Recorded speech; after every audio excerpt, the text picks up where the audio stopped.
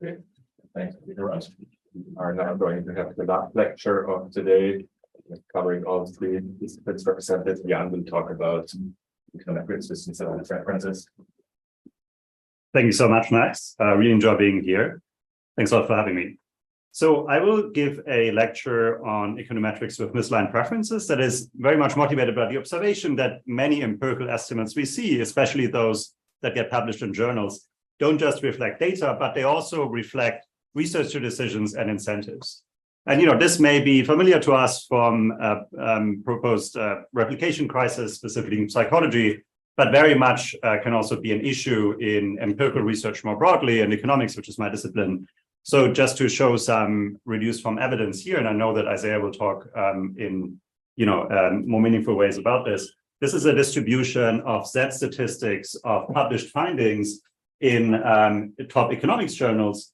And what we see here is that there is a clear bunching of basically p-values just above 5%, or equivalently of z-scores just above the threshold that would be needed for significance here. Now, I don't want to take too strong of a stance here on how this should look optimally, but all I want to point out is that this anomaly that there seems to be just a lot just above the threshold conventionally required for significance rejection here, that kind of points to the fact that these estimates are not just the underlying data, but clearly there's something going on that is about incentives and researcher choices. So is there a way of hiding the zoom bar? I can have the zoom by this. Yeah. Thanks. All right, sure. Thanks, that was a good idea. So basically what I want to do in my lecture, I want to take this challenge and then ask the question how we can approach statistical decisions when there are indeed conflicts of interest behind them. And the approach I want to take in order to address that is to embed the econometric task of, in my case today for illustration, the estimation of a treatment effect in a principal agent framework where I'm explicitly modeling those preferences. And I ask what the implications are in general for how we should think about estimation, but specifically for how you can design something like pre-analysis plans. And for me, that's part of a broader agenda. And luckily, I can talk to you guys about at least two of my research projects over the course of the week. And also, I'm looking forward to hearing about many others who fit in as well, which is basically for me the question how we can make causal inference and more generally data-driven decisions more efficient or more robust, including robust to basically incentive conflicts, robust to conflicts of interest between potentially those who use data analysis and those that produce it. And so today I will talk about a principal agent model for econometric analysis, and then talk about design of pre-analysis plans, which is some work that is mainly based on one chapter of my dissertation. And then on Thursday, I will talk about some current research I have with colleagues at Stanford and at Chicago on providing a principal agent model for regulating AI that has some similar structure, but a very different application. Okay, so this is what I want to do today. So I want to give a concrete example about what I'm talking about here, basically give a version of my talk about part of my dissertation from a few years back. Then second, talk a bit about the high-level model behind it and what I think are some generalizable patterns that may help us in general to model econometrics when there are conflicts of interest. And then talk about some more recent work with Max on the design of pre-analysis plans and how mechanism design can help us reason about how optimal pre-analysis plans look like before providing a short summary. So I'm trained as an economist, so I very much welcome you guys shouting at me the moment that you have the urge to do so, but also because I know there's an interdisciplinary audience and my talk will be on the more technical side of those that you've seen today, to just interrupt me with any questions. So I really welcome any questions about understanding what's going on. I will show quite a lot of formalism, but I will also try to explain the bigger ideas behind it. I'm happy to pause. I think we'll have enough time for me to pause.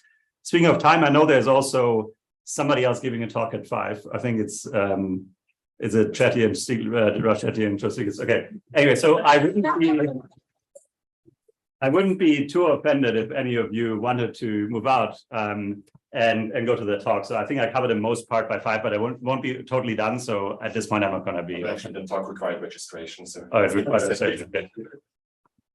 So now I know that if you guys stay here, it's not because you want to see my talk, but it's because you failed to register for the other ones. I'm sorry for that. Okay, great.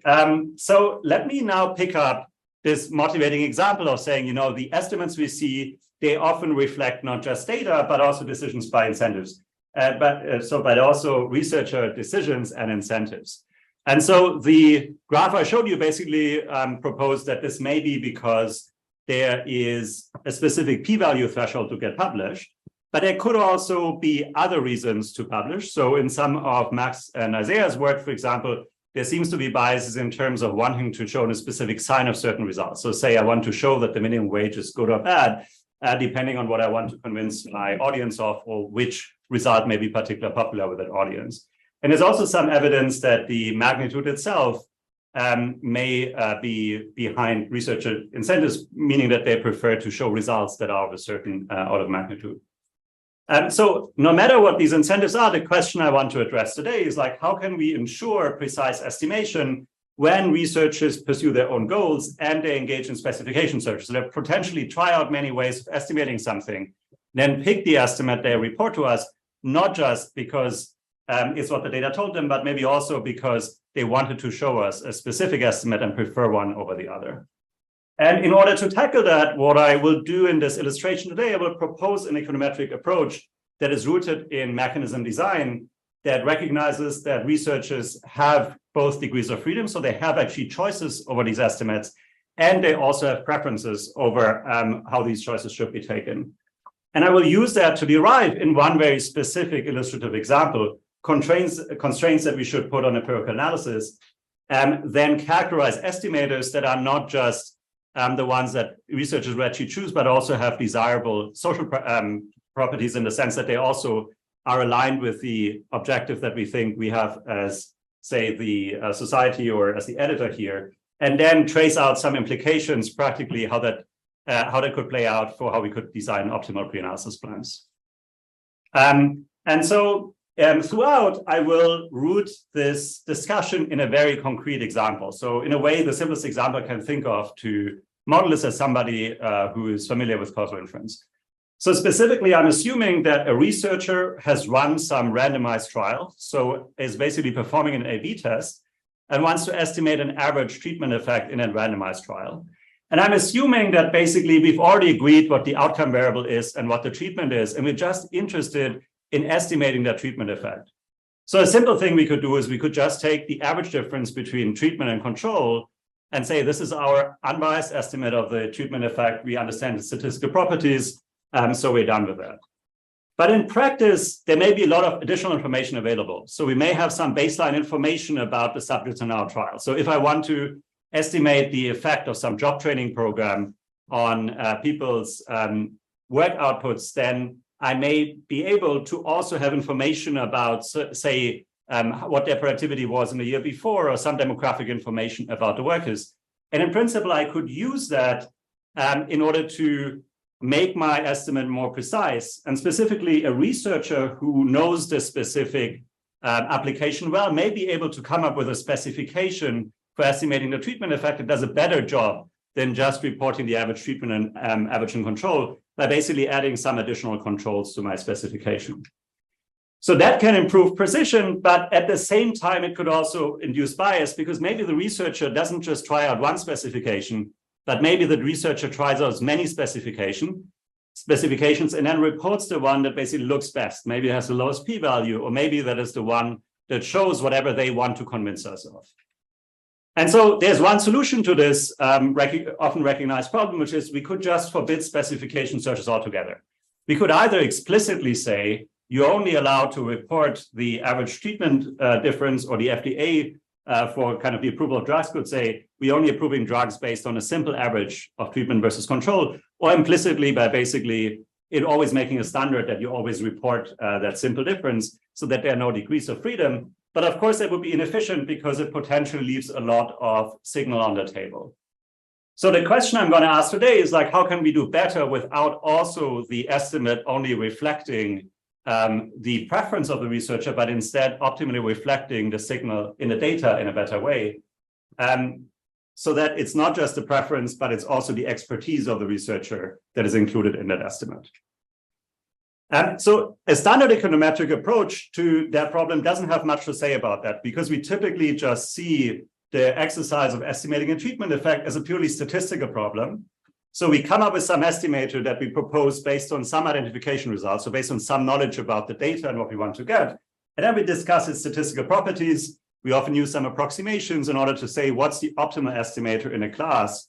But it doesn't usually involve an explicit modeling of researcher preferences. So instead, what I'm going to do in this illustration today, so I'm instead going to embed this into a mechanism design setup that is very familiar to many economists who are trained in contract theory or mechanism design, where instead I'm assuming that there is an estimation setup where the researcher has explicit choices, but also has preferences over those. And then I will solve for optimal restrictions and solve for what can be a right estimator is. And today I will do that in kind of this very simple application, but then in return get a very nice characterization that holds exactly in finite samples for the problem I'm trying to solve. Yeah. I have a quick, sorry. Sure. Quick question. So you're saying there's a problem about someone wants to like show something. You have data and you don't have show what I can type. And now you're saying that this can be problematic. Is it because you want to incorporate the at some point you mentioned like expert knowledge that the person has? Is this like expert knowledge that makes their estimation valid, or is it like some sort of reference that they try to find a signal that they absolutely want to show? Right. So it's a great question. So I think you're asking the question, you know, what kind of expertise is there and what kind of goals could be included in it? So my answer to that would be, I think there is two things. As a researcher, so if Max analyzes the data for me, Max both knows more than me about the specific context. So you may have some expertise. You may have a good sense of what the likely effect of a job training program on some outcomes is that I would not have as a journal editor or as, you know, the FDA say, if this is about drug approval. But Max may also have a preference for showing a specific thing because he just wrote a paper that the job training programs are all terrible and therefore wants to show that in the data. So I think there is both. And my question is going to be, is there a way of separating those two things? Oh, okay, yeah. So can I basically come up with something that trades off those two things in the right way? And what kind of restrictions should we put on Max when we are interested in separating out those two things? So that's my goal. But I really appreciate the question. Yeah. So in this kind of like later the problem of sentence, there could be treatment effect heterogeneity, but I don't know which subgroups it's in, and then the why is like I'm just gonna keep searching over subgroups to like find some like positive coefficient. So that's great. So I like that example a lot. So the example I have here is one step simpler than what you have in mind. Today I'm just gonna say I have a choice over basically adding some covariates that allow you to leverage the fact that there may be heterogeneity in order to come up with something more precise for the average treatment effect.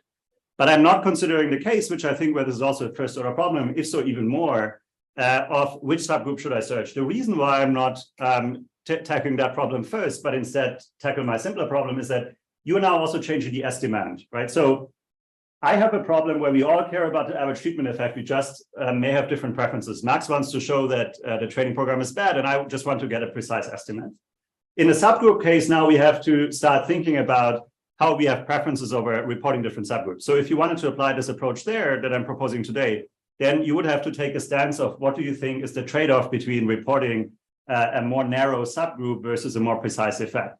And you could also think that we may also have misaligned preference over that. Maybe I care about you presenting me with a representative group that is as representative of the overall average treatment effect as possible, while you may prefer to show me one that has a particularly high effect, for example. And so we could think about how to align those two. But so I'm tackling the simpler question of an average treatment effect just because then we don't have to worry about what the estimate is. Great. Okay, so as I already said, like I'm tackling a very precise application, right? I'm just interested in a precise estimation of an average treatment effect in experiments. I'm going to argue that this will allow us to talk about preferences in a somewhat larger group once we use some large sample approximations. But mainly, I'm just going to be interested in getting a precise estimate of that. And I will focus on researcher choices of one researcher relative to one say journal that they want to publish, and I'm not going to talk about how we could change the whole publication process, but I'm just going to focus on this one question in isolation, very much because I think in order to make some progress here, I want to give kind of one example of it worked out from beginning to end, but I think the model very much applies and has been applied more broadly to the question of what we should publish and how specific publication incentives may affect what gets published. Okay, so here is the timeline for what I have in mind today. So there's an agent who I call the investigator. The investigator chooses some estimator, then sees data, and then maybe does some additional analysis for the data, maybe changes their specification, tries out a few more things, and then finally an estimate is realized. Okay, so this by itself, of course, is just a standard way in which we think about this. This will be a single agent analyzing the data, but importantly today, I'm assuming that there's an additional step. That additional step is that there is a designer who can set restrictions on the estimation. And so I assume that there is a symmetry between those two. Specifically, that designer is uninformed about the specifics of the experiment, so doesn't have all the expertise in the discussion we had earlier, and prefers a precise estimate, while the investigator has some information, maybe knows better about how job training programs work, but their choices may be biased. Maybe they care about a specific target. They want to show us that job training programs aren't precise, or maybe they care about just getting published. They want to get something significant in order to get it into a journal.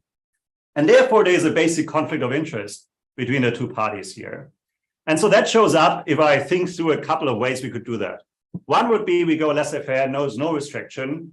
There's just going to be undocumented specification search that we can't really correct for. So in this case, we get a biased estimate in the end, and also one where it's going to be hard to make valid inferences on.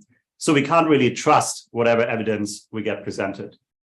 A second thing is we could just restrict you to a pre-specified simple linear regression. So I tell you, I'm only allowing you to take a simple average and differences, or you have to write down a simple linear regression with like just one or two controls before touching the data. And so in this case, the investigator could still choose those controls in a linear regression, but would have to do so before the data becomes available so that we avoid any kind of bias. And the final estimate would be unbiased, or so we hope at least, but is not generally efficient. So we're losing a lot, especially when we think about the ability of more sophisticated tools like machine learning to actually search through a lot of specification and come up with a good one. So what I want to talk about today is that I want to use some formal tools for mechanism design to convince you that in problems like that, we can actually use that toolkit in order to talk meaningfully about how optimal restrictions look like. Then I will characterize what second best estimators are, second best meaning here, optimal subject to that restriction, and we'll make precise exactly what that means later. And then I will also discuss a little bit how much space that leaves for some exploratory analysis in the end, and how we could use sample splitting in order to ensure that exploratory analysis remains aligned between the two agents. And so together, I hope to, in this simple example, characterize one case where we can derive second best estimation. So basically the best thing we can do subject to that conflict of interest. Okay, so just to quickly preview the results, I will argue today that this desire of the designer to get a precise estimate, which doesn't restrict the estimate to be unbiased, actually in this delegation view means that there is indeed a motivation that we should be worried particularly about the bias of the estimator. So long story short is kind of to say, if an estimator is biased, it's hard for us to distinguish whether this is the researcher wanting to convince us that the estimate is systematically different, or that's a good statistical thing to do. And because we can't distinguish between those two, we should probably err on the side of not allowing the researcher to produce a biased estimate. I will then characterize how those estimators that are unbiased, or in general that have a bias that is not the choice of the investigator, how they look like. And I will argue that they all take a specific form that is familiar to people who are working in machine learning, which is they involve some degree of sample splitting. So they force you to split the sample in a way that avoids certain biases. And then we can use machine learning tools in order to implement them and produce an efficient estimator. And then finally, I will talk of optimal pre-analysis plans. And there I will highlight that if we use the right sample splitting here, we can do some specification searches without bias, but that actually sample splitting is not just something that's inefficient here, like we often think of splitting the sample as a crude, effective, but inefficient way of avoiding bias, but that here it's actually a necessary and optimal thing to do. So the interesting thing for me working on this project was actually it ties together work across a number of literatures. And despite this literature review being quite extensive, it's by no means up to date because a lot more has happened in these areas since then. So specifically, I think, interestingly, what I try to combine here is, on the one hand, the questions in statistics of how to estimate treatment effects in experiments and connecting to a specific class of estimators there, while bringing this together with approaches in mechanism design of asking the question how in general we can design mechanisms that are good at delegation, and then basically applying that to causal inference and finding that we can actually use machine learning to solve that problem in this case. All right. So what I'm now going to do is I'm going to talk through the very specific example that will be the backbone of the solution I present today. But again, if you have any questions, don't hesitate to stop me. So let me just stop here for a moment and just see whether there were any questions what I said so far. Yeah. Sorry, I've forgotten this back on the previous slide. Sure. The holdout in multiple testing. Was that just about multiple testing? Or did Patron, Lavon, Edison, Magruder also have in mind the kind of covariate selection problem? So as far as I know, I mean, to be totally transparent with you, that literature review is from I wrote that chapter, so it's a bit outdated. So as far as I know, they had in mind basically the selection of hypotheses rather than the selection of specification for a fixed estimate. But I would have to check. They have done a few. So yeah. Yeah, I'm not sure. Yeah. Yeah. So I was wondering what you mean by when you talk about biased estimators. Yeah. You're not thinking about bias in the cognitive sense. I take it. You're thinking about a property of the estimator. Could you just spill or? Absolutely. So what I will mean by unbiasedness here is in the statistical sense, to be precise, that if you applied this estimator again and again in different hypothetical realizations of the world where the treatment that gets randomly assigned to other people, that on average, your estimator is going to be exactly what you want to estimate. So in a statistical sense, that on average, you're getting to the true thing. That's what I mean by unbiased. Okay, so it could still be noisy. It could still be noisy. So in general, we think that there would be a trade-off between how noisy it is and how biased it is. For example, if I always said 0, there would be no variance at all, no variation at all, but it would be biased if the truth is not actually 0, right? It will depend on the truth. So normally we think there's a trade-off, and therefore normally we would say, why shouldn't we basically trade this off optimally? So specifically, if Max ran a very small experiment that is super noisy, but Max has a strong prior about what the effect that he wants to estimate actually is, it would be statistically efficient to shrink towards that. And if he observes a very noisy 11, but he strongly believes in a 5, he shows me something that is somewhere between 5 and 11. So in that sense, from a statistical point of view, we actually think that that kind of bias can be optimal. But in my story, it will be problematic to do so because I can't trust Max to report a 5 that is what he believes to be true rather than what he wants to convince us of in kind of a misaligned preference sense. Does that help? Yes, perfect. Okay, great. So I feel like I'm already taking away the punchline here, but that's what we're going to get to in half an hour. Okay, so just to be more precise here. So I assume that so again, this is like the attempt to do this in a simple example, but be very precise about what I'm doing.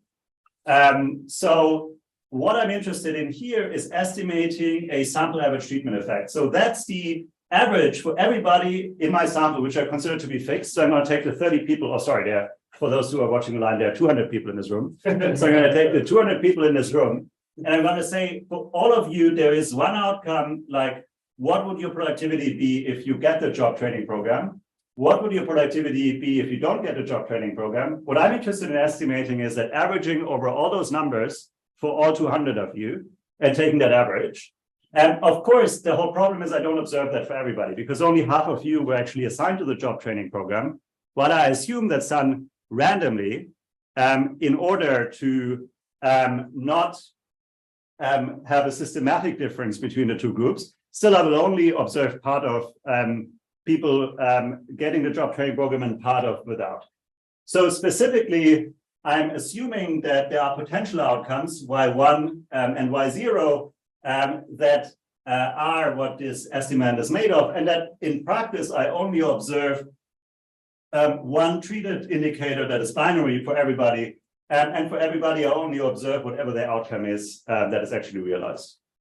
And so my goal is to come up with an estimator, meaning a mapping from the available data to a number that should be as close as possible to that true sample average treatment effect. And throughout, what I'm going to assume here is I'm going to assume that that sample is given. So the 200 of you are fixed. I'm not going to assume that there is also randomness coming in. But if you think about that randomness, we usually think of that being adding additional noise. So we can decompose it into those two parts. So here I'm basically conditioning on all the available information. I'm conditioning on everything I know about your employment history in order to come up with my estimator. Oh, yeah. I guess look at that later, but I just wondering how that implies a particular notion of bias, right? Like what you're conditioning on, what you're averaging over. Is that something that comes out of the mechanism design problem that you set up, or? So it's a great question. Yeah. Process. So I think it's important to me that I have the ability to come with an unbiased estimator relative to some randomization device that we can all agree on. And the only randomization device that I assume we agree on here is basically the one that randomly assigns treatment because we have control over that. So therefore, for me, it makes sense that I define unbiasedness relative to that. Otherwise, I would be worried that you kind of show me an extreme number, but you promise me that if only the world had looked differently, you would have reported a different number. And those two would have averaged out to be unbiased.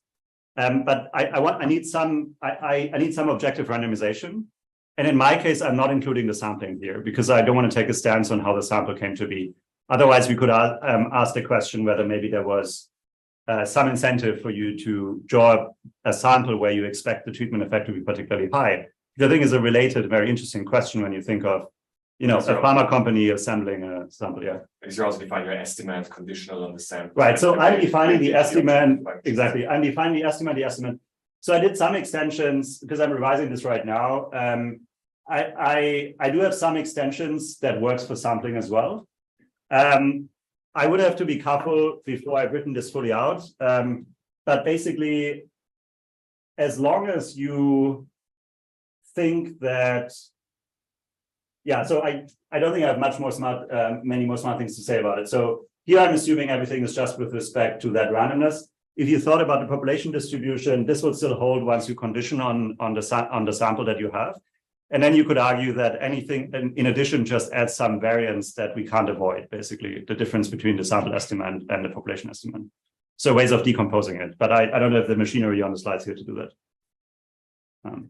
I mean, if you knew something about the population distribution of covariates, you could adjust for that, for instance, right? So I think if you had some knowledge, some shared knowledge. Or something like that, and your sample was 60-40 men women, then you wouldn't want to adjust for that. Yeah, okay. So that's great. So I think there are a few things in which we could easily modify this. We could choose an estimate that is a weighted sum here, for example. That wouldn't be a problem. So I think anything that is basically a linear function of the potential outcomes would fall in kind of the same general framework.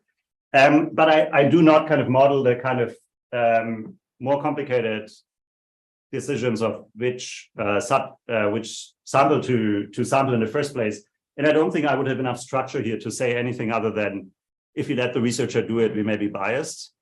While kind of for this randomization, I can say smarter things because it's a very specific process that the principal and the agent both understand and have knowledge about, basically. Oh yeah, is that okay? I think it's, or maybe I'm not. It's slightly different, but it's not about you having control over the sampling process, but about as you change the estimates to say a population average treatment effect, and you know something about the population distribution of covariates, then that's going to lead to different optimal estimators, I believe. Okay, so you're saying your estimate is a population. Yeah, okay. So I agree with you, like assume you knew your goal was a population estimate, but you knew the probability of different X values. Let's assume for the moment they are all discrete, then you could probably write this as a weighted estimate in your sample. I think that's probably right. Yeah. But I would have to think about that. But so in that case, for the talk today, I would assume that we've done that and we've agreed on that, what that weighting should be, and that's not a choice left to the researcher. Otherwise, an interesting question, which of those things we could delegate to the researcher and how we have to restrict it. All right, so I'm also, for technical reasons, assuming that the outcomes of finite support, but I assume that doesn't, that's not a very practical constraint because I can approximate things, but I also think that the results probably go through without that. So let me give a concrete example. So one example could be, okay, great, we have all this set up. Let's just use an average of the outcome difference in treatment minus control as our estimator. That would be an unbiased estimator of that potential outcome here, meaning that as we randomize again and again, and I choose a different subset of, say, 50% of you who are assigned to treatment, and on average, I will get exactly the right estimate, meaning that the estimate here will be my average over many draws of that randomization. But in practice, of course, the whole idea is that there may be some additional information which I denote xi here. So I may know something more about you. And I could use that information and basically correct for any imbalance between treated and control by running a specification that is smarter than just taking a simple average in treatment minus control. Okay, so now I'm introducing what the two players are that are in my game and specifically what their preferences are. So for the designer, I assume that the designer just cares about finding an estimate that is as close as possible to the truth on average. So I assume that the designer wants to minimize mean squared error. And then for the investigator, I assume for tractability here that I can also approximate their preference by some mean squared error, but by some target, it is not necessarily the treatment effect itself, but maybe something else. So let me give you two examples. So our friend Douglas here prefers that we find 42 as a treatment effect. So I assume then that Douglas's preference is that Douglas wants an estimator that on average over many draws of the randomization gets us as close to 42 as possible. Or Gottfried here prefers that we are living in the best of all possible worlds. And so Gottfried hopes that the treatment effect that we estimate is actually larger than the true treatment effect by a factor, by a constant of k. Right, so those would be two examples that fall into that. But in general, you could think that this class of loss functions also includes many more where the estimate can depend on the truth. But in all cases, we want to get close to something. So you could also see this in approximation where our target is a particularly high number. And I will later argue that we can also use that as an approximation to a larger class of loss functions once we use some approximation. But in order to make kind of make progress here in a finite sample world, I'm making this relatively stark assumption. So yeah. Sorry, just to clarify. So sure. This would include the one that I think we all have in mind, which is like, 1.96, the effects such that. So that's a great question. So N is prefixed. Yeah, so N is fixed here. So you're basically asking, does this include like, I want to get something significant? And the answer is not directly.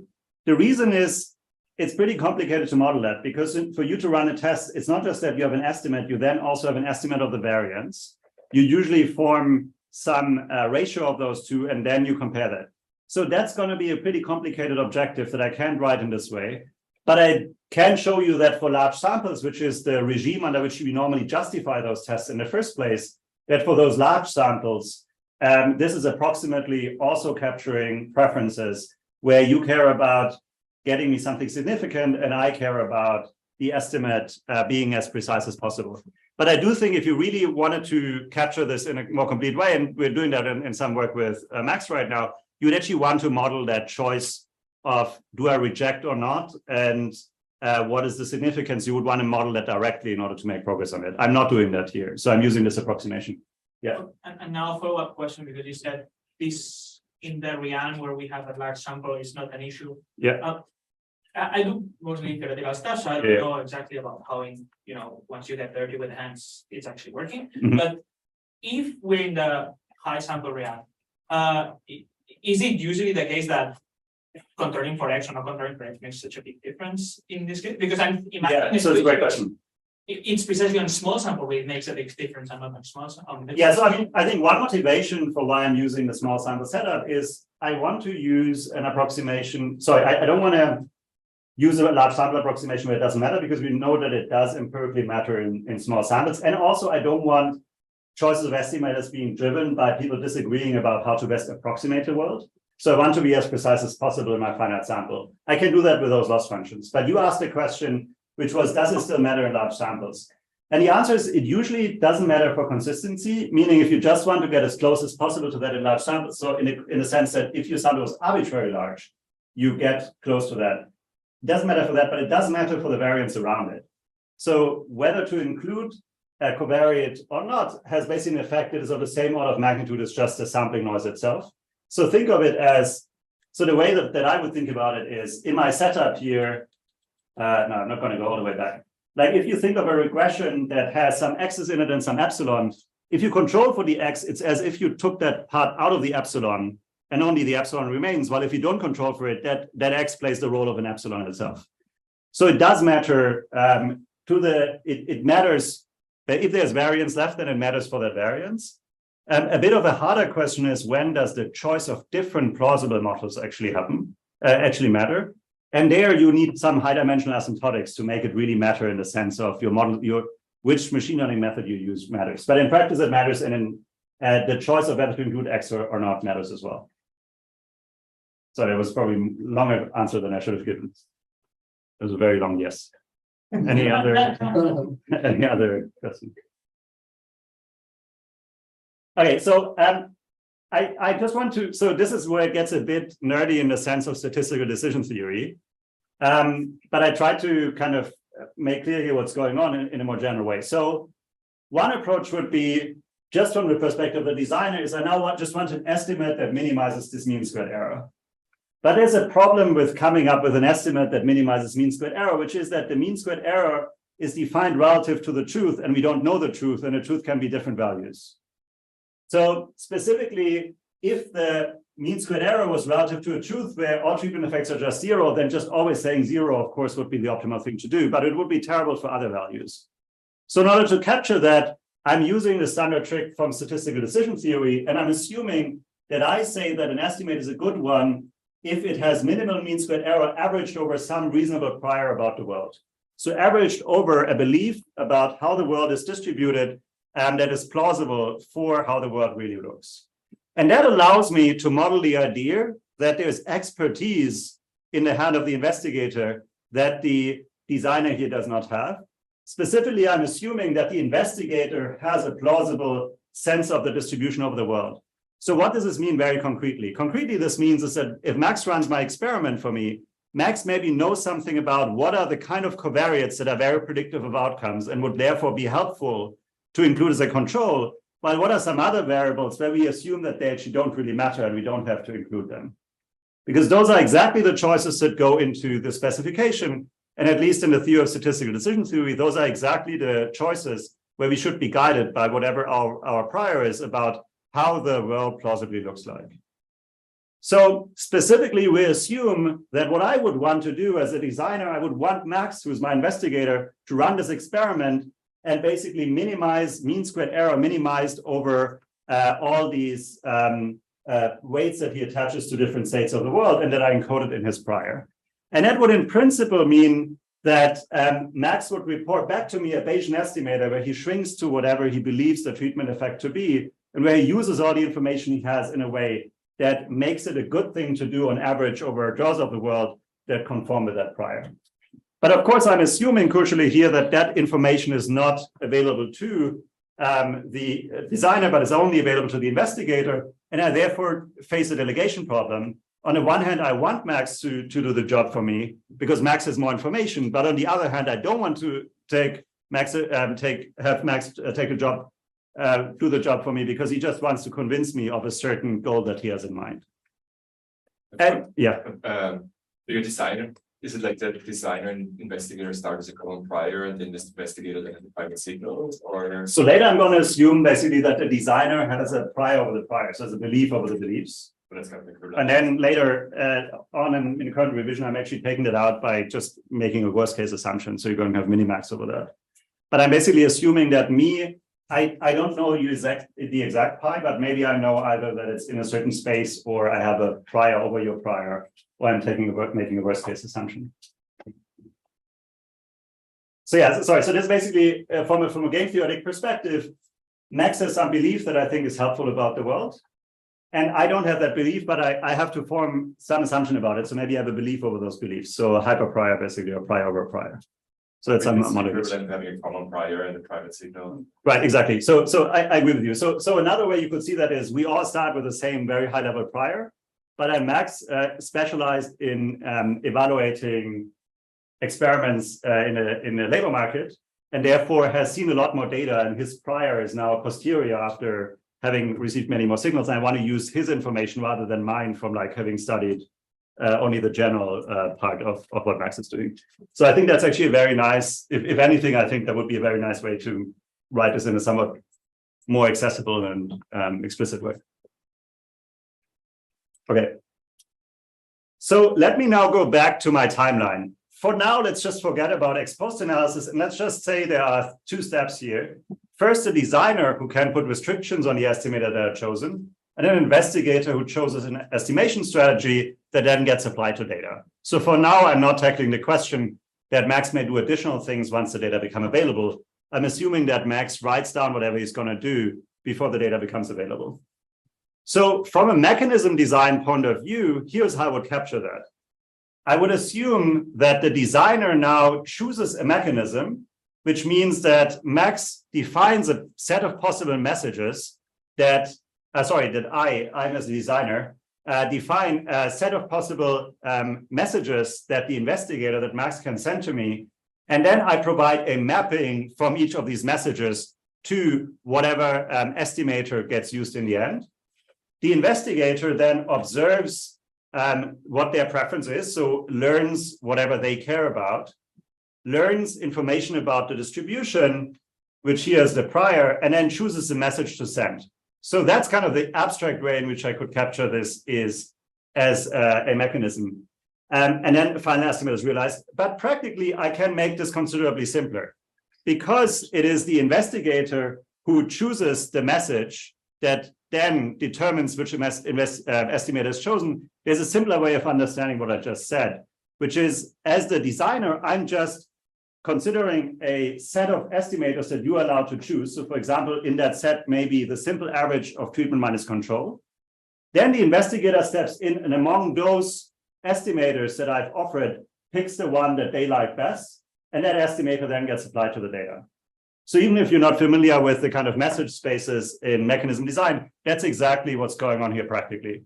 So a designer who chooses these are the legal estimators, and then an investigator who steps in and picks one among them, and that gets applied to the data. So specifically, I'm writing this as there is some set of estimators that gets chosen by the designer, and then some choice made from that set by the estimator. In order to close that model, I now have to write up all the formalism of how these two choices are made.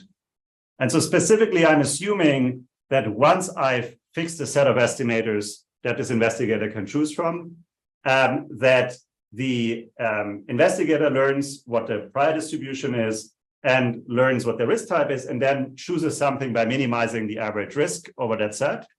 While the designer, and that's what I responded with before to a question, basically has a prior of those priors. So has a hyper prior and then assumes that the risks are in some set, which is going to be the set that I introduced earlier, and then takes a choice that in my case, I'm assuming is worst case over what the possible preferences of the investigator are, and takes an average over the type of prior.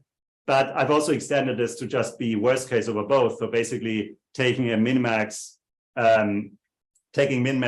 risk here over both the preferences and the information that my agent has.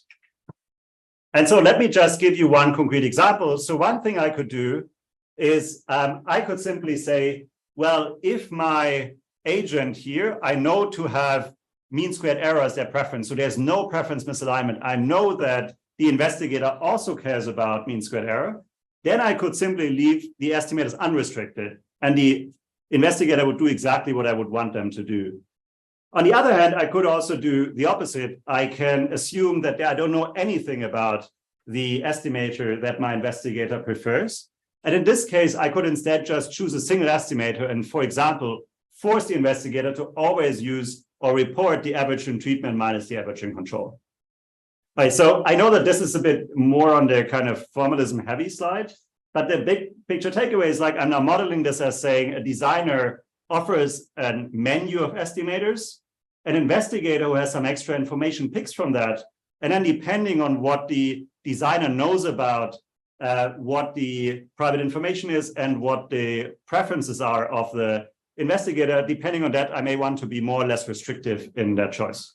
Max. What they're restricting to is not unique here, right? It's just that they're restricting to a singleton. Like it could also restrict them to use some fixed covariates, for instance. I agree. So here, like what you would want to restrict them to is kind of to what is optimal if you only had your original prior in what we talked about before. Yeah, I'm trying to wrap my head around. So this set of estimators must be huge, right?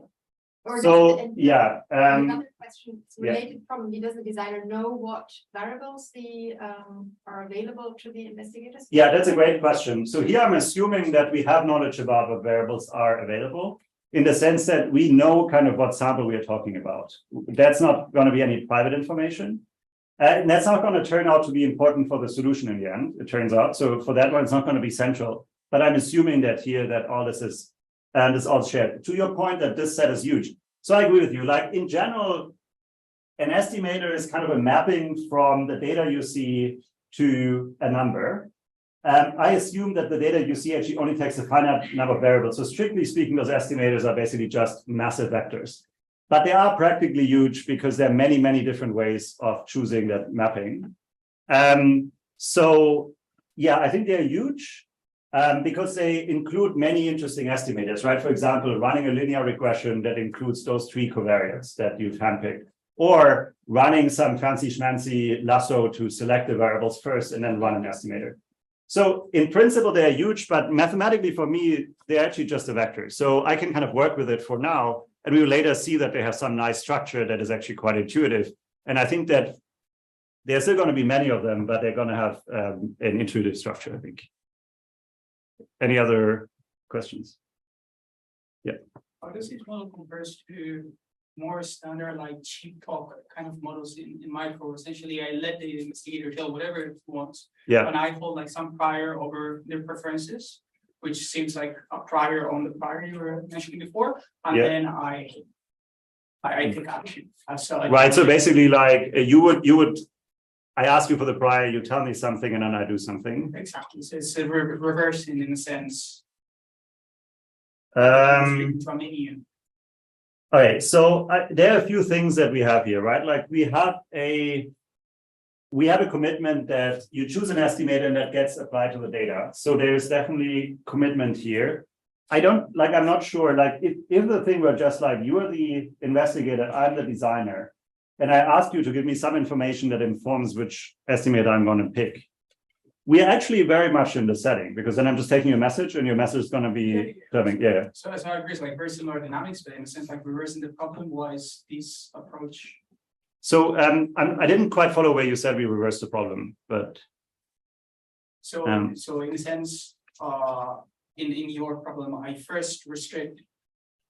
So in a sense, in cheap talk kind of models, it is the agent who, in this case, the investigator, the one who decides to restrict himself the kind of estimators that he get access to. In fact, it restricts himself to a coarse information kind of framework because he understands that you hold some prior distribution over my own bias. Mm-hmm. And then you operate over them. While you are saying, okay, I offer you a menu and then you best select over that menu. So I agree we are like referring to like similar frameworks, but it's like you're thinking about the no commitment version of the same model. My so I assumption have is the case. no commitment on what Right. So I have commitment. So I have commitment in the sense that I offer you the menu and then I'm definitely gonna implement that. I think that's important here, but I don't know exactly how much would break down if there is no commitment here. So otherwise I could just ask you to provide me with some information, but then I could kind of. So my sense is that here it's actually in your interest. So subject to the constraint I'm going to put, it's going to be in your interest that we estimate that estimator. So I don't know how much it would change, but I don't actually know. If any of you has a comment, I would be curious. At least right now, I don't have a smart thing to answer. Right. Yeah, so like formally I'm assuming commitment, but I haven't actually worked it through with less commitment. I think one variant is the one that you propose, which is basically the one where the designer doesn't commit to what they will do. Another one could be that maybe Sounds a little bit like the discussion we had earlier about Stuckenberg versus Nash. yeah. I would be surprised if it makes a big difference here, but I have to think more, because in the end, if I offered, so assume we solve this for the case with commitment. I offered you that set, and then you said this is the estimator you want to pick. I think one equilibrium in that game would be that we just do exactly that, but I could imagine there may be other things that happen. Yeah. But it's a good question. So I would say this is what I would see as kind of the standard delegation setup here in the spirit of maybe like Holmström, and then I'm going to use a specific result by Alex Frankel on optimal delegation. So this is kind of literature I'm taking this from. Okay, so I'm now going to talk you through the 3 parts of my talk, and I'm realizing that I don't have an infinite amount of time, but I also like being interrupted. So since the more important thing is going to be early, I'm happy to continue taking questions. Specifically, I first want to talk about the designer solution. 40 minutes then. Yeah. So I'll be able to finish this. I just don't know how much more I can show you after. Okay, so in general, I already teased earlier that when we just think about solving this problem from the perspective of the designer, there is a trade-off between bias and variance. So we want to minimize this mean squared error. We can write this as a bias, meaning how far are we off on average, and a variance, which is how much is that variance around it. So the example I gave before, if we always said 0, that's actually quite bad potentially on the bias front, depending on what the theta is, but it's very good on the variance front because there's no variance whatsoever. So in general, there can be an improvement from precision by allowing for some bias and by basically navigating between those 2 parts. But the researcher may have a different preference over the trade-off than the designer has. And so specifically, if you think back to Douglas had a different preference over that bias part than the designer because Douglas wanted to be close to 42 on average and not to the true treatment effect. While, for example, Gottfried here wanted to be close to a difference between those 2 here to a bias that was equal to K. But note that at least for those 2 here, we didn't have any misalignment over the variance. And I'm now going to argue that if indeed we are in this class of of preferences that are given by some target that may not be the truth, then that's in general the case. So in general, if we do not leave the choice of the bias of the estimator to the investigator, but we only let them choose subject to a fixed bias, then this indeed aligns the preferences in the sense that the investigator will choose from that set the one that has the minimal variance. So specifically, if I now make the bias constant, then both Gottfried and also Douglas will just choose the estimator among those estimators with fixed bias that minimizes the variance. The question, though, is it worth the cost? Because, of course, an estimator where I, as the principal, I, as the designer who has less information about this case, dictates the bias is not necessarily efficient, because it may be better that that bias actually reflects something that brings the estimate closer to the truth. For example, shrinks the estimate to whatever value we think is most plausible. And so basically the main mathematical result that I have in the first part of the paper is to say that indeed, if we make a number of assumptions, the most important one of which is that we are considering risk functions that are indeed within that class of risk functions that I introduced earlier, which is some target, but not necessarily the truth, and some technical conditions, then indeed fixing the bias is minimax optimal in the sense that the cost is justified in a worst case case. So whenever I allow you to choose an estimator, whenever I allow you to choose an estimator that has some bias, you will kind of leverage that bias. There will be some investigator with some preference who will leverage that to work against me rather than help me by adding this additional piece of freedom.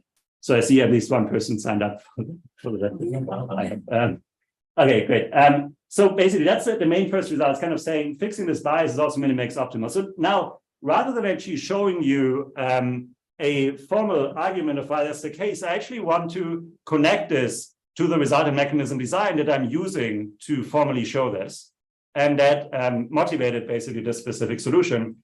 which is a paper by Alex Frankel on line delegation. And so why am I showing you this? I'm not just showing you this because I think it provides some insight in how this works here, but partly because one of the things I want to convey here is that modeling data-driven decisions or econometric decisions in a principal agent framework, I think is not just helpful because it allows us to point to and frame potential conflicts of interest, but actually it also allows us access to mathematical tools that were maybe built for different questions, specifically mechanism design questions, and use some of those insights and some of those techniques here.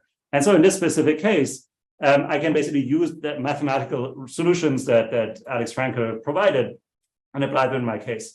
And so in order to make the connection, let me just on a very high level kind of connect the example that he has in his paper to the example that I'm using here. So specifically, Alex Frankel talks of grading. So of the attempt of a school principal to set rules for grading by the teachers in different classrooms, where the outcome of interest is here in this case, or the decision of interest is the grade, and the information that the teacher has, who is playing the role of the agent or equivalent of the researcher here, is to use that information about student performance and come up with good grades. So let me therefore just talk you through one-to-one, what is the equivalence here? And then how can we learn about the solution from comparing the solution? So in my case, the designer sets restrictions on estimation. In Alex Frankel case, the school principal sets restrictions on how grading has to work. For example, telling the teachers that the spread of grades in their classroom has to be a certain number, but that the average has to be something. So when I grade my MBA students, for example, I have a fixed grading schedule. I know exactly how many grades in each level I'm supposed to give them, but I'm not allowed to tell them. So don't tell them. So then the role of the researcher is played by the teacher. So that's the agent who has private information. In the case of my researcher, private information about the prior distribution. In the case of the teacher, private information about the performance of students. And the goal is to find a grade for the teacher and to provide an estimate for the researcher. And the solution that I propose is fixing the bias. Is exactly equivalent to fixing the grade average in Alex Frankel's example. So Alex basically shows that in the setting with a specific set of loss functions, which here are squared error loss functions, it can be optimal for the school principal to fix the grade point average within every classroom, because subject to a grade point average, a teacher, even if that teacher wants to give every student better grades, can't really give each student better grades, because that would increase the overall average of grades. So all they can do is grade students relative to each other, but relative to each other, a desire to just give everybody good grades doesn't really change the ranking and therefore doesn't change the grading. So that aligns preferences. So subject to this constraints of fixing the grade average, the teacher's choices are aligned with the school principal's choices. At the same time, this comes at a cost, because of course, not every year is every grade on every classroom on average exactly of the same performance. Maybe some years you have better students, some years you have worse students, and you would like to adjust the overall grade for that. But Alex says that in a worst case world, basically that flexibility doesn't pay off. Giving the teacher that flexibility would just mean that the teacher always gives 2 good grades. And so equivalently here, giving that additional flexibility in this worst case world wouldn't pay off, because there would always be some of my researchers who would prefer to use that flexibility of the bias in order to come up with an estimator that in the end are like this. But if the principal could give incentives that by the cross years. Okay, so I think that's great. So there are a few other things that the principal could do. There could be something about incentives across years, like over a longer period of time, you have to be on average at a certain level, which would allow you to improve the trade-off. So I could say, similar life for me, right? I could say that maybe you can sometimes shrink things up and sometimes shrink things down across different trials. That may be problematic if you think you have like somebody, like if this was a trial about exactly the same thing over many times, that would probably be fine. It would be the equivalent of, we could think about similar solutions. So I don't know, like, it would be more complicated. You could also think about reputational costs. But like say, if I know one pharma company applying many times to the FDA with different trials.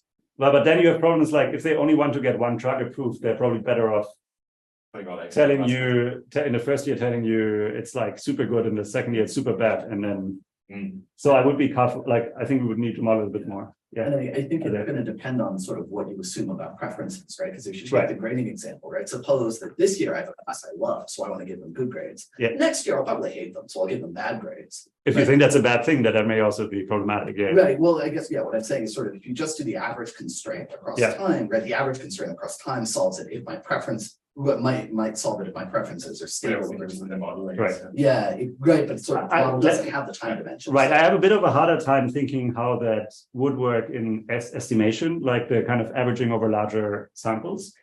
I think another thing though is like you could also have reputational things. I think you have a teacher review every 5 years where maybe another teacher also grades the same students 1 year and then checks whether or there's a certain probability that you get regraded if there's a certain probability you get regraded if your distribution was particularly good today. And I think we have similar mechanisms on the treatment effect estimation side, right? I can give this to a referee and ask the referee to rerun the analysis and check whether the number is similar.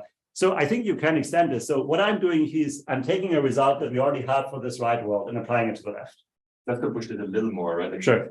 In a way, I think it also tells us something about the funkiness of frequent constraints, right? In the kind of the analog of the no bias is like, I mean, given realization of the estimate is one student, and then actually all unbiasedness is already restricting across estimates, right? It's not for one estimate because conditional on the data we are not unbiased.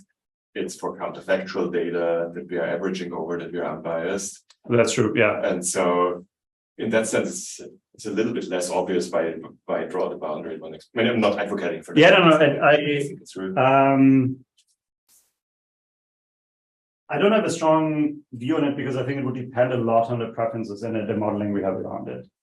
And I also think that, this is not one-to-one, right? Like I'm saying this as if this was like a trivial, this is like, it was a lot of work to get from here to here, partly because we have this whole randomization device, but I'm actually using the same mathematical ideas. Like what I'm saying is like fixing the performance on average across students has the analog of fixing it on average across possible realizations of the data. That's right. So the students is in my case is basically an average over the realizations of the randomization. Right. And that's already quite a lot. Yeah, so that's what I'm averaging over here effectively. I don't directly see the averaging over multiple trials if you don't model them all in one with one preference. But I think it would be an interesting direction. I think overall, like again, I'm not advocating for that. Okay, yeah, and I didn't understand you to say that, but okay. So this was kind of the idea. So now what I want to do and what comes is I want to first show you what does it actually mean to fix the bias. It's like a bit of a weird concept, right? I said you just fix the bias to some number. I haven't told you yet to what number to fix this to and what that means. So just a very quick question before you go there. So you did mention relaxing from sort of the hyperprior assumption to min-max over the prior. Yeah. Is the result just the same one? So if I go minimax over both, I can show you that restricting the bias to 0 is minimax. So strictly speaking, I can't do that as a. So that doesn't correspond to a specific hyperprior because of a finite support. So this is why what I did instead, I basically said, assume I started with minimax over both. And then I can leverage this result to show that the 0 bias restriction is minimax jointly over worst case risk and worst case prior. So that is a result that you haven't seen before because I think I added it last year. Okay. So that kind of answers the question, why should we care about 0 bias here specifically? And it gives us a precise minimax result. But interestingly, for this one, I don't need to be minimax over the prior. So this holds for any hyperprior as well. Only that I don't get a 0 then. Yeah.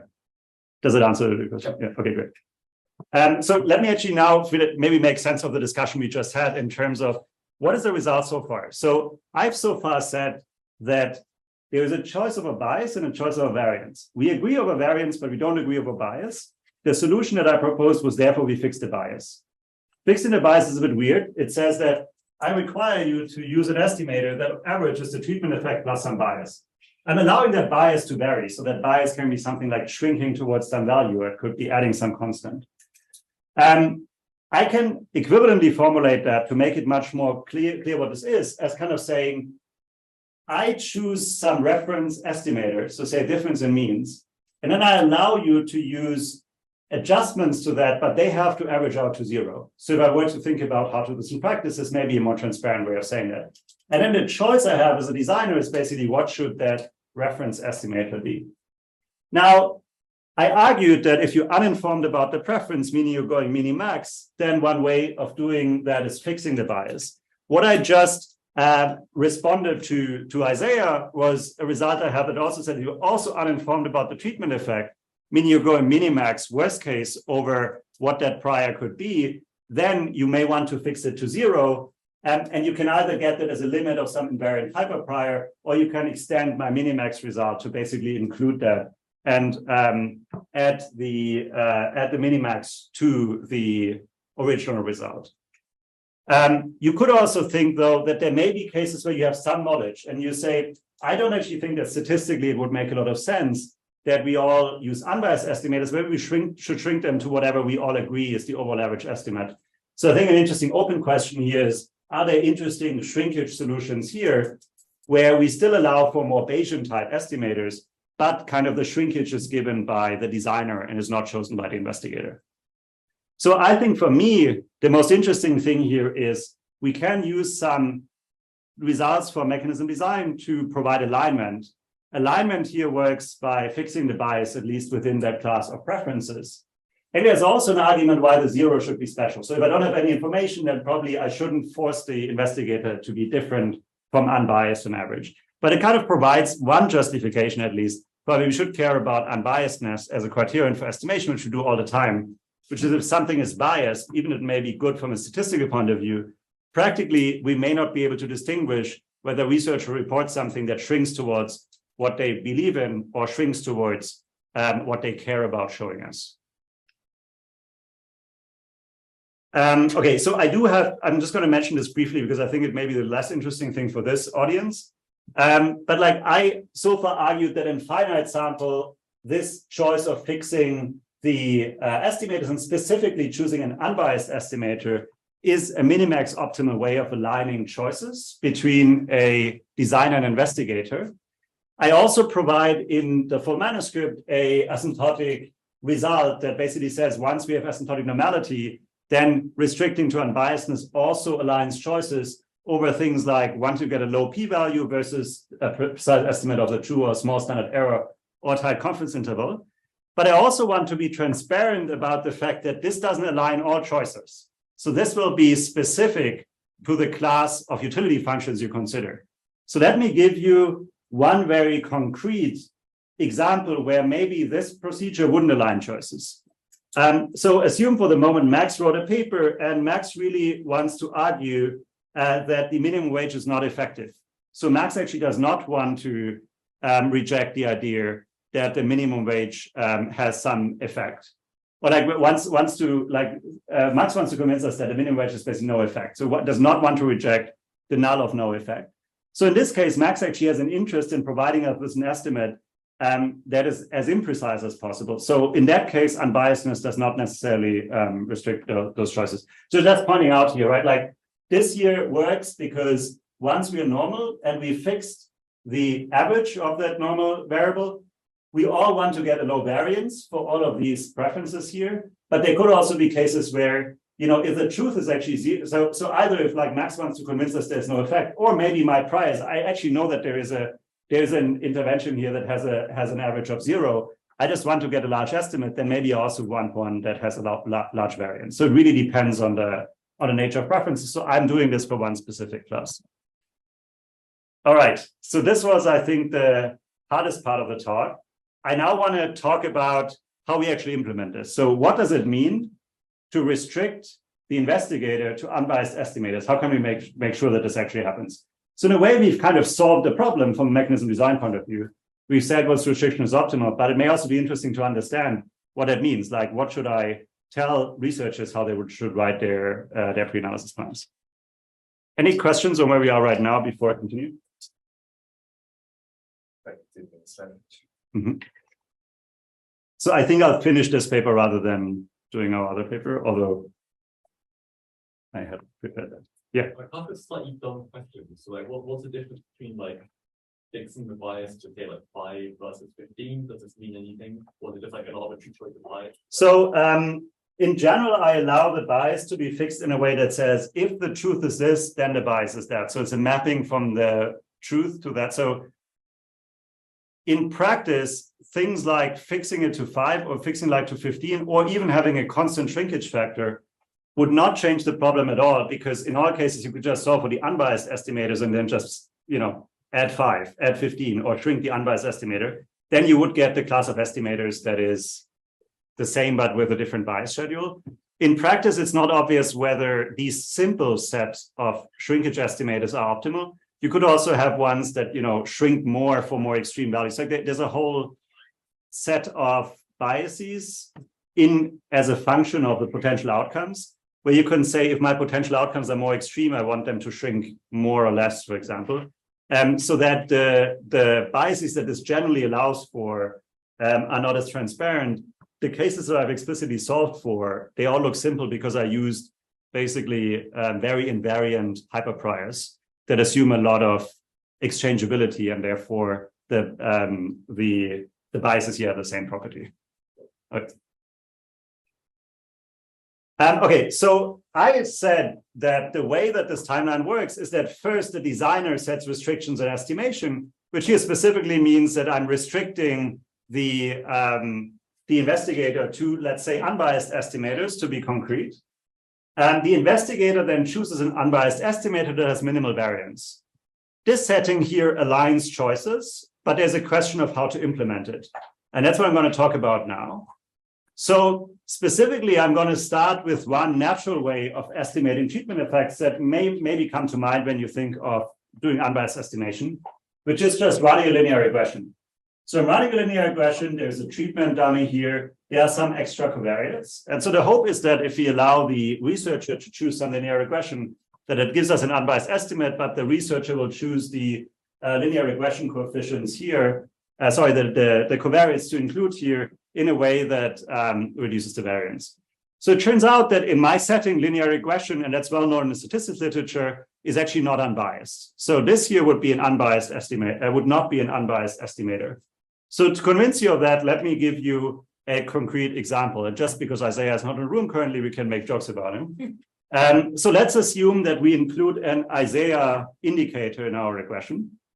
And we say that one of the controls that we choose is always going to exactly identify Isaiah. So the general equivalent of that would be, once our regression is high dimensional enough, there may be enough information to actually identify a specific person. So now assume I ran this linear regression, which only uses the information I have available in my covariates in this case, just on a constant, a treatment effect, and then an Isaiah indicator. And so if I run this regression, then it turns out that this regression would always perfectly fit Isaiah, because there is an Isaiah fixed effect in there. So that one coefficient can always perfectly explain whatever Isaiah's outcome is. But that means effectively that Isaiah's outcome doesn't factor into the treatment effect estimation and effectively drops out. So I've now constructed a linear regression that puts less weight on Isaiah, in this case, 0 weight on Isaiah. So even if I just ran linear regression, I could still manipulate the outcome by effectively putting higher or lower weight on specific parts on the sample, depending how easily they are predicted by the included covariates. So that's not the estimate I want to use. So instead, I'm going to use an estimator that takes a different form. And to look at that different form, I'm going to focus not just on a small sample, but I'm going to focus on a single person in my sample. And I want to estimate the effect of some training sample on, say, their earnings. Okay, so let's say we have a worker here whose earning without training would be around $18,500, and whose earning with training would be around $19,320, which means that their treatment effect is 842. And my goal now is to estimate those 800 in an unbiased way. And I argue that there's an unbiased estimate available from just this single worker, assuming that I also know with what probability they are assigned to treatment. So let's assume that treatment is 50-50. Then I could simply estimate that individual worker's treatment effect by using a specific form of basically inverse propensity weighting, where I estimate their variance, where I estimate their treatment effect by either +2 times what the outcome is if they're in treatment, or -2 times the outcome if they're in control. And if you do the math and you basically multiply the +2 by 1/2 and the -2 by 1/2, you weight each by the two realizations, you will see that on average, between the +40,000 and the minus also approximately 40,000, I estimate this with, this will average out to exactly the treatment effect for that individual. At the same time, of course, this estimator here is of extremely high variance. And that's because if I observe that worker, no matter whether treated or controlled, they will always have approximately the same wage. Sometimes I put a plus in front of it and sometimes a minus, so that variance is almost as high as it gets.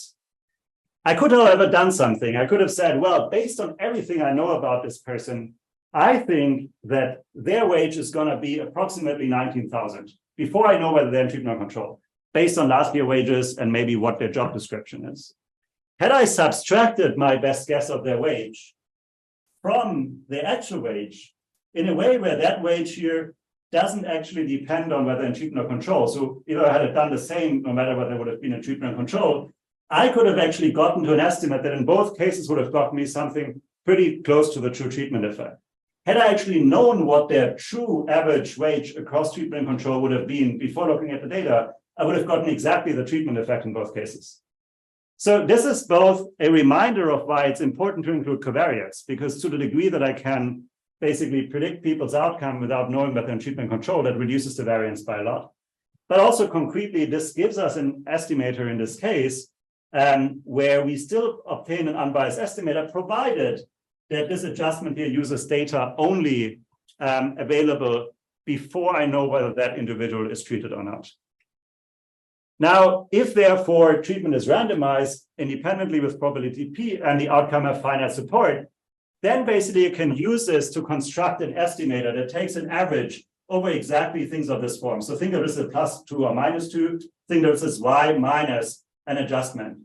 And now, as long as this adjustment doesn't use any information from whatever that worker is, it only uses information from other workers, then I know that this is unbiased. And indeed, like this form of the estimator has been noted before in the statistical literature. But what my result here is to say that every unbiased estimator, so every estimator that has this fixed bias of 0 in this case, can actually be written in this way. So we can always write an estimator of this average treatment effect as an average over these adjusted outcomes and then reweighted by basically equivalent of +2 or -2. And therefore, we know basically how these unbiased estimators look like. All right, so this may be, of more of mathematical interest that is a characterization, but it gives us a practical way of going about constructing those estimators, which is we can now construct these estimators by saying, what I want from you, the investigator, is basically tell me what this adjustment here should be, because that's the only thing that matters for constructing an estimator that is unbiased and has low variance. Okay, so rather than saying I restrict you to unbiased estimators, I can now say I restrict you to these estimators that fulfill the specific sample splitting quality, where you're constructing the adjustments only by using data from all other observations. And here, sample splitting is not some hack that I use to avoid bias, but it actually is a structure of the second best optimal estimator, so structure of the unbiased estimator. Okay, so let's quickly think about how the optimal adjustment looks like here. Let's think about the mistake I make if I estimate somebody's outcome by + or -2 times their outcome minus some adjustment.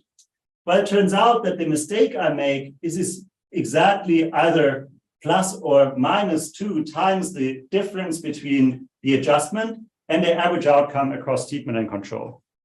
So therefore, the optimal choice is, as I said before, if I knew what their true average would be between treatment and control, then I could simply subtract it. Now in practice, I won't know that, but therefore it may be a good idea to use the best prediction of this and use all the available information to basically do an out-of-sample prediction of what would that worker's average be in treatment and control, where I can use all the X covariates, but I'm just not allowed to use the actual outcome when I construct it.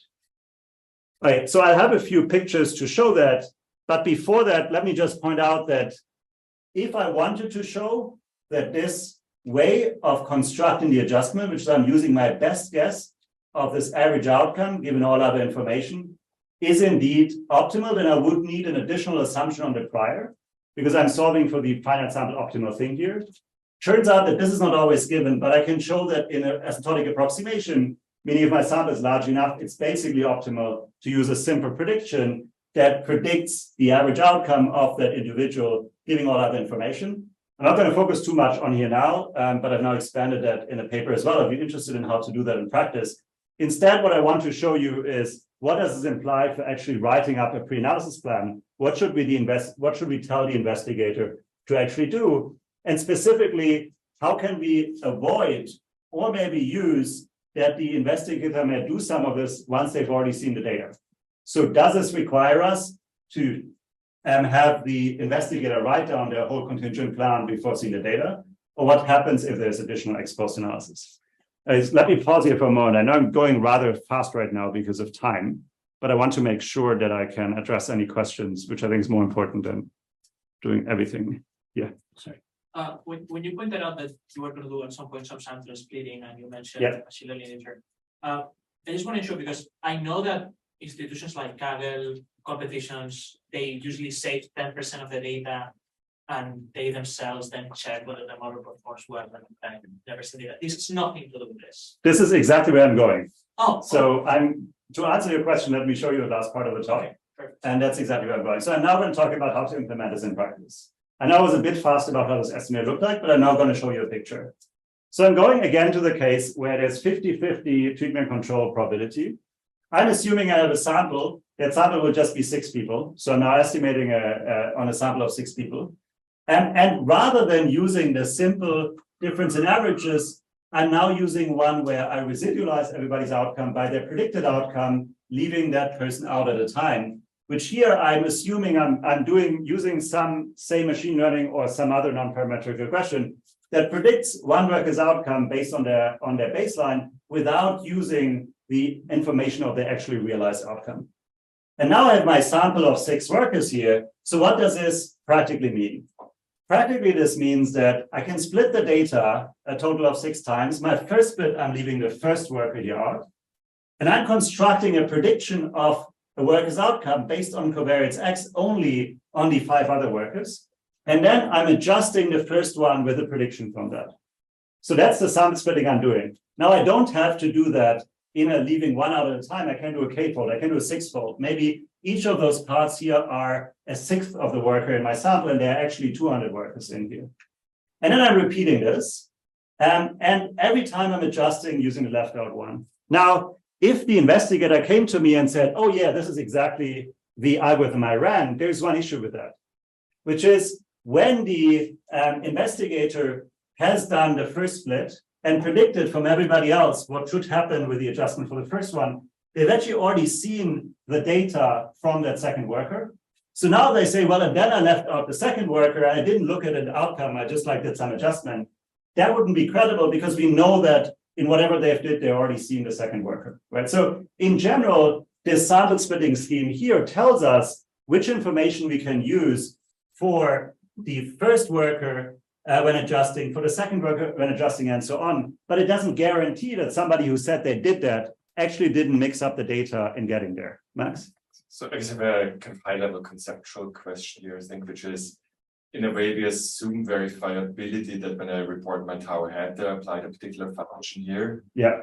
Right. So conceptually, I could apply the same logic to the f heads itself, say whatever, I ran this meta algorithm, use a sample splitting, whatever, and say I verifiably use that algorithm. But so somehow there's kind of an asymmetry in verifiability here. I do think I can justify why we could enforce one, but maybe not the other. So if I gave you all the data, then I think all is lost because I can't distinguish between those things exposed. But for the f hat, I could have given you only 2 through 6, then asked you to report the f hat, and then applied it myself without ever showing you y1, the outcome of the first one. So if I had an agency that did that, I could solicit the predictions from the research, and that would actually work. The problem is I can't do that with the same researcher 6 times. Myself, or You would like if I only give you data from two through 6 and then I ask you to adjust for 1, you wouldn't be able to estimate the target yourself. But I mean, like, I guess the principle here would then calculate the tower head. Exactly, yeah. So the principle would calculate the tower themselves.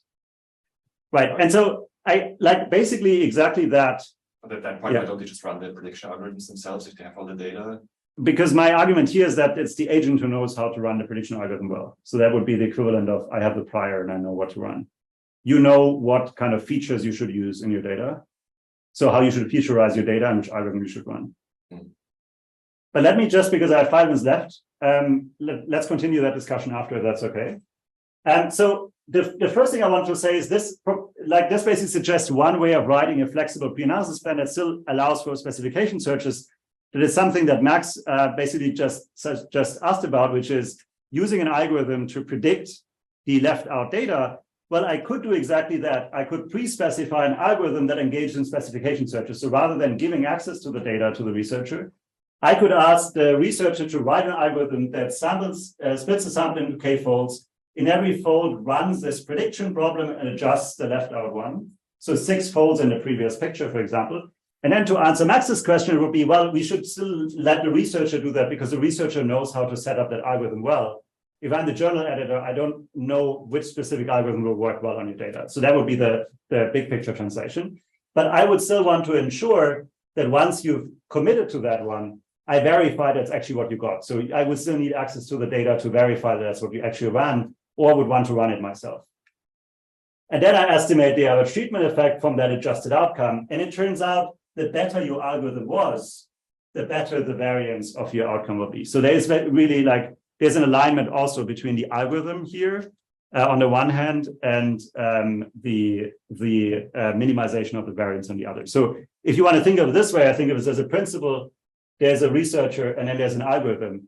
And this procedure kind of aligns all 3, in this case, with the minimization of mean squared error by the algorithm all the way to minimization of mean squared error of the treatment effect. Okay, there's another thing that I think is worth considering, especially in this crowd, is I could have also given it to 6 different researchers that are not allowed to talk to each other, which for econometricians normally is not a concern. So in this case, as long as they don't share data, I could have also given it basically to different research teams, maybe not 6, I don't have that many friends, but maybe I find 2 friends, okay? So if I find 2 friends, then I could have split it up and then you could have done some exploratory data analysis because pre-specifying everything sounds great in practice, sounds great in theory, but in practice may kind of fail when you actually end up having to do a lot of data cleaning, for example. And then basically I allow half of them to adjust half the data and the other data. So I could give you the x's that you adjusted, but I wouldn't show you the y's or the treatment in order to avoid bias. So that would also be an aligned mechanism by which we could get more precise estimates without having to fully pre-specify. We only have to agree on the procedure or without losing out on the additional information. So what I showed you now was basically that there are ways of restricting you to unbiased estimators where rather than you writing down the full procedure, you commit to some sample splitting scheme.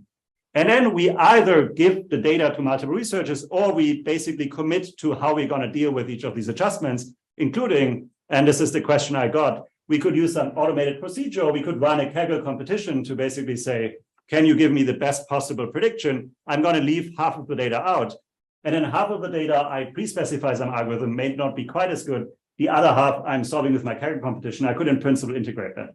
Now, I don't know that maybe too much for analyzing a randomized trial, but I think this idea that we've now created an alignment between a treatment effect on a very high level and a researcher who implements that, and then maybe a prediction competition that says, I just need an algorithm that is as good as possible at doing that. I think that's a kind of a nice overall story to end my talk today. And I want to end on simply summarizing what I did here. So I basically set up the problem of estimating a treatment effect by modeling it as a principal agent problem. I then characterized the designer's problem as a restriction of the bias, said that the investigator solution implies that sample splitting and prediction subject to that sample splitting is actually the second best, and in that sense, the optimal solution here, before giving some thoughts about how we could implement that in a practical way using machine learning or actually using a distribution to multiple researchers. And so just to conclude, my goal here was to highlight that there are econometric approaches that explicitly acknowledge researcher degrees of freedom and preferences and use that to come up with research protocols to help us deal with publication bias, or like in this case, possible biases from specification searches. I've applied that to experimental analysis, but I think there's an even bigger question of how we deal with that if the analysis is not necessarily in a controlled experiment. And by doing so, I try to also connect causal estimation and non-parametric prediction by kind of saying, despite us wanting to limit degrees of freedom, there's still space for non-parametric specification searches, assuming that we align what the machine does, align what the AI does, if you want, with the goal we have in terms of estimation. And I applied this here to control variables, but you can think of many other implicit prediction games that are played in valid inference. Right, so this talk, of course, I had a second project I would have loved to talk to you about, but I will be able to do some of that on Thursday. So thanks a lot.